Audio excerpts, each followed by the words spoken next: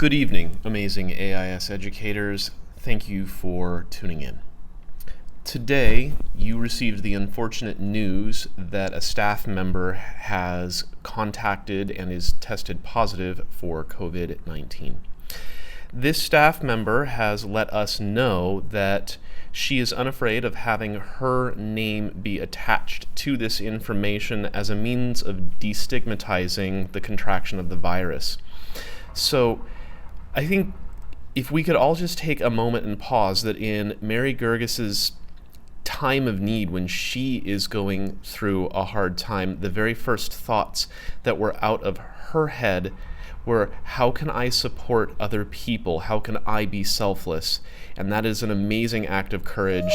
Thank you so much, Mary.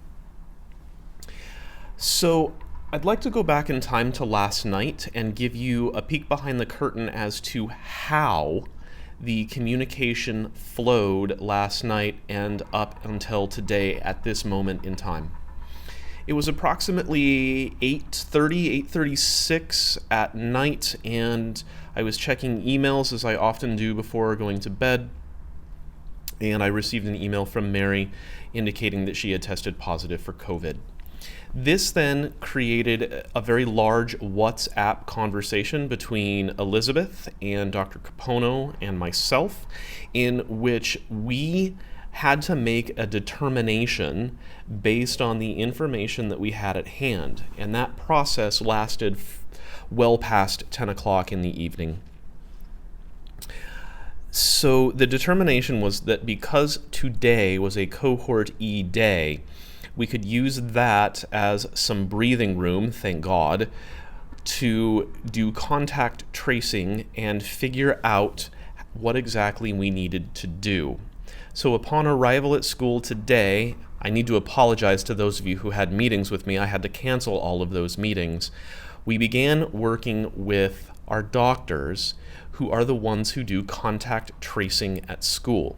So there were also two things that complicated and delayed that process. One was that Sarah Shaheen, my secretary, was out today ill, and our doctor who takes the primary lead in contact tracing, this is her day off. However, she came in today of her own volition to help us out. So thank you for that. What we quickly determined is that Mary had been in contact primarily with teachers in a closed space on Wednesday. Now, I'm going to take a pause and a timeout there because I need to tell you what we consider exposure based on science, based on the guidelines from the CDC. If you have spent 15 minutes 2 meters apart from someone in the same space that's enclosed, like a room in a meeting, then that is considered exposure. It's not considered contraction of the virus, but it is considered that you are at a higher risk. That is much different than if you were outside, for example, on recess duty, where the risk factor there is much lower. So again, 15 minutes continuous contact with someone who is COVID positive. Then, once you have started to exhibit symptoms, which for Mary happened on Thursday, we go back 2 days in time to when that person was infectious. That's, again, CDC guidelines. So what that means is Mary exhibited symptoms on a Thursday. She was most likely infectious on a Tuesday, and the meeting that I previously referenced happened on a Wednesday. So, with that knowledge in hand, we began to need to make a decision and prepare for that decision immediately. So ultimately the decision was made based on keeping people as healthy, happy, and safe as possible to shut down grade 1, so to speak, and have them go 100% online. Now, that decision, again, quite frankly, was an easy one to make because At that point, contact tracing had not been complete. The doctors were given a list of people to phone or email if they could not reach by phone, and that process wasn't done. But again, a determination had to be made, and we made the determination. What I did while the doctors were contacting people was to walk around and talk to some of you, the SSTs, for example, some of the coordinators who potentially were in that meeting. I was not, I didn't know. But Elizabeth was in the meeting and was therefore not on campus today. Yet another further complication of what had happened. So that took quite a lot of time, and these people needed a listening ear, but also in the conversations with them, it gave me other leads to track down people to contact, and that was very important, very helpful for knowing the next steps and directions to take. So from approximately 8:30 at night and fast forward to about 1:10 today, Dr. Capono informed the entire staff about the situation in first grade. At approximately 1:30, I then informed the parents of grade 1 only, but I did not mention Mary's name in the email, which has been forwarded to you. I sent you that email and referenced the fact that I would have a video for you tonight addressing the situation. So, that is where we are at.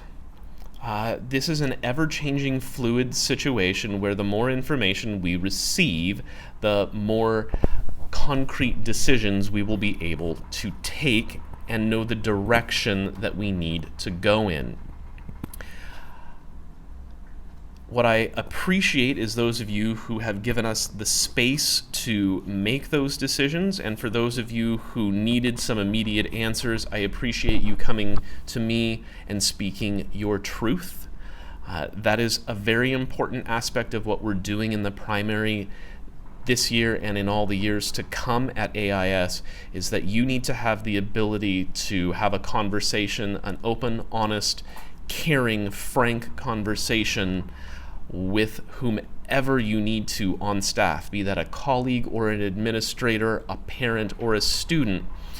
While we all assume positive intent, we probe for specificity, we ask clarifying questions, and we do so in a safe manner. We follow the 7 norms of collaboration. So, again, that is what we know, that is where we are at, but obviously more information will come.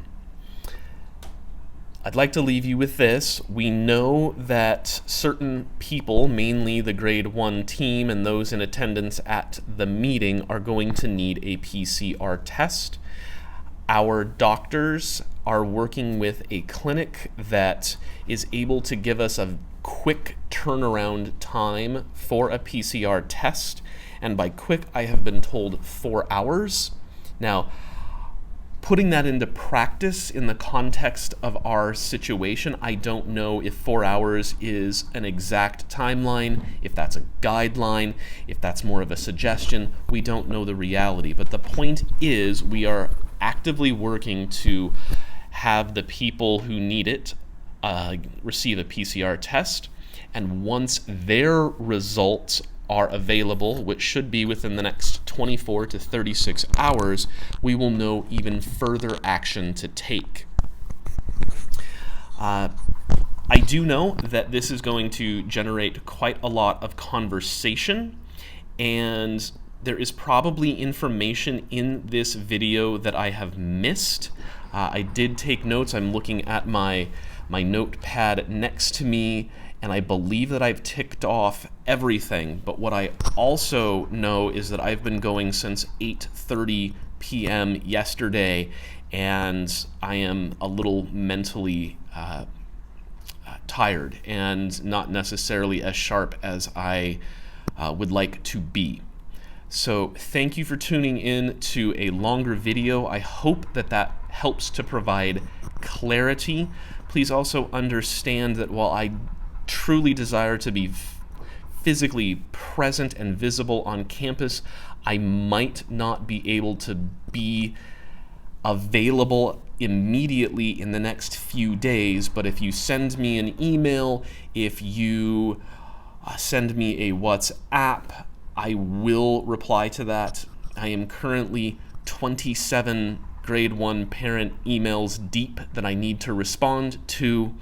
So have a lovely evening. Stay happy, stay healthy, stay safe. And as always, make sure to pet your emotional support husky. Take care.